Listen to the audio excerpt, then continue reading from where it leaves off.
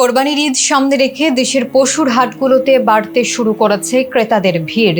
তবে সঠিক পশু নির্বাচন না করলে প্রতারণার শিকার হওয়ার ঝুঁকিও থাকে। তাই কোরবানির পশু কেনার আগে কয়েকটি গুরুত্বপূর্ণ বিষয় খেয়াল রাখার পরামর্শ দিয়েছেন প্রাণী সম্পদ বিশেষজ্ঞরা।